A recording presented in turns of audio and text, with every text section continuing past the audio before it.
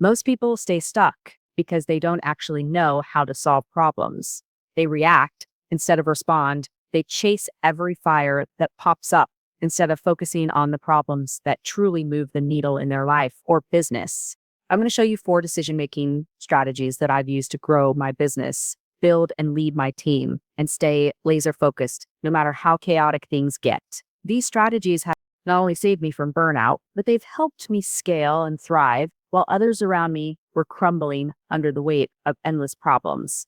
So if you want to learn how to solve literally any problem, whether it's in your business, your personal life, or your relationships, keep watching. Strategy 1, the source scan. Before I dive into solving a problem, I first ask, who is bringing me this problem? See, most people skip this step.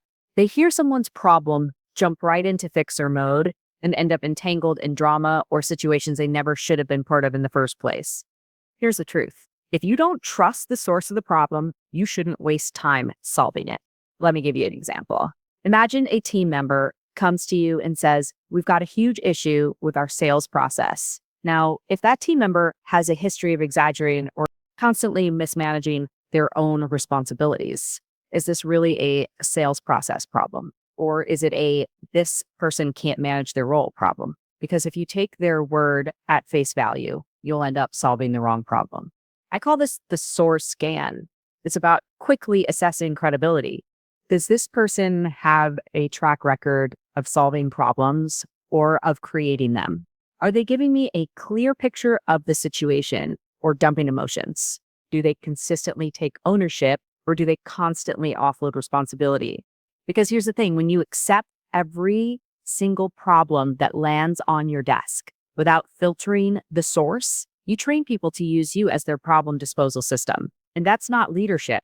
That's inner leakage.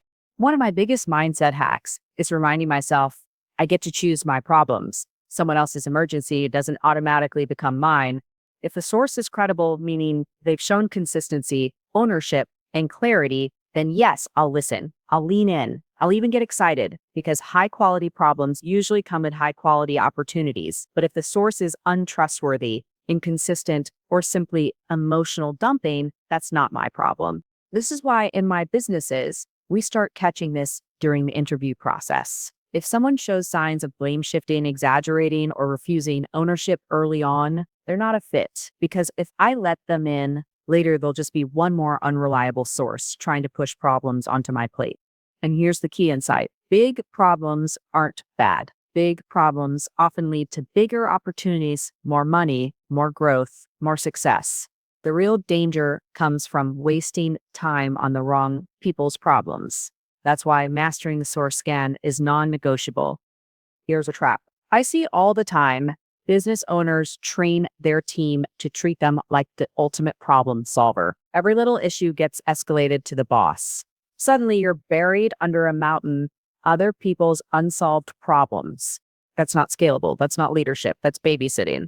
So here's the shift. I train everyone in my life, my team, my friends, even my family, not to just give me problems, but to also give me options.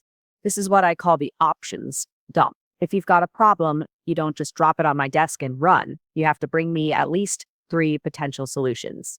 Why 3? Because 3 solutions force people to think. They can't just whine or vent. They have to actually process the situation, brainstorm, and demonstrate their thinking. For example, let's say a manager comes in and says, we're losing too many clients this quarter. If they stop there, that's a dump. But if they come with improve onboarding, with better client communication, 2, launch a loyalty program, 3, create a client check-in system at 30, 60, and 90 days. Now we're having a productive conversation. I can evaluate their thinking, coach them where needed, and together we can pick the best solution. This works everywhere, not just in business. Kids, same rule. Significant other, same rule. Friends, same rule. If you're bringing me a problem, bring options. And here's the hidden power. The more people practice giving you solutions, the more their thinking starts to align with yours. Over time, they begin to solve problems the way you would. That's how you particle yourself as a leader. Without this, though, you're stuck in a never-ending cycle of venting emotions and problem dumping. And when that happens, you're not solving your own important problems. you're drowning in burden else's. So next time someone says, I don't know what to do, just respond with, what are your 3 solutions? That single sentence will transform the way people bring you problems, and it will completely change how you protect your time and energy. Strategy, then 3, decisions without doubt. Here's the truth. Most people don't want to admit indecision is a decision, and usually it's the worst one you can make. I've learned that people who struggle to make decisions aren't bad decision makers. They're people who don't trust themselves. Somewhere along the way, maybe they made a wrong choice, stuck with it too long, and lost confidence. Now, every new decision feels like a gamble, but here's the good news. You can rebuild trust with yourself every single day. How? By making small, simple decisions and sticking to them. Go to the gym instead of skipping. Make the phone call instead of procrastinating. Send an email instead of overthinking. Each of these is a micro decision that builds trust credits with yourself. And the more credits you stack, the more confident you become in your ability to choose wisely.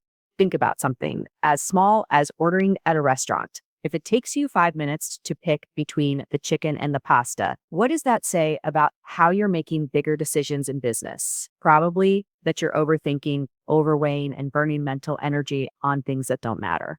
Here's my rule. Momentum always beats perfection. I'd rather make a quick decision, test it, and adjust than spend weeks in analysis paralysis trying to make the perfect choice.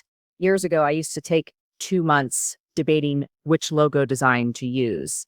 2 months. Today, I decide in minutes, test it in the market, and pivot if needed. Why? Because speed courts feedback, and feedback creates better decisions. If you struggle with indecision, ask yourself, what small choices can I make today to rebuild my self-trust? Start stacking those wins. Build momentum. And soon you'll find that making big decisions feels natural, not terrifying. Strategy Dean 4, the follow-up. The final strategy is one that separates amateurs from high performers, the follow-up. Here's the thing. Making a decision isn't the finish line. It's step 1. The real work begins when you measure whether that decision actually produced results. High performers make fast decisions, but they also track outcomes. They want to know, did this move me closer to my goals? Did this solve the problem? Did this create momentum? Without follow-up, you're flying blind. You could be doubling down on a bad decision without even realizing it. I once worked with a business owner who launched a product that flopped, but instead of pivoting, he kept pouring more money into relaunch after relaunch, each one failing harder than the last. Why? Because he was emotionally attached. He didn't follow up objectively with market feedback. He was chasing a bad decision down the drain. The smarter move would have been launch, measure, adjust. If the market isn't responding, pivot. Don't get emotional. Don't cling to sunk costs. Use results, not feelings, to guide you. This applies everywhere. In business, track sales, retention, growth, and health. Track energy, strength, recovery. In relationships, track connection, joy, and fulfillment. If the indicators are off, your decisions probably are too. So here's the formula. Make a decision fast. 2, measure results quickly. 3, double down if it works. Pivot fast if it doesn't. That's how you build unshakable confidence in your decision making. Because over time, you're not just making decisions, you're making better decisions faster. Life and business are nothing more than a series of problems and decisions. The difference between those who thrive and those who stay stuck isn't luck. It's the way they approach decision making. So remember these 4 strategies. 1 source scan. Choose whose problems you take on. 2 options. Train people to bring solutions, not just problems. 3 decisions without doubt. Trust yourself and move fast. 4, follow up, measure results, and adjust. If you master these, you won't just solve more problems. You'll solve the right ones. And that's what creates growth, freedom, and success.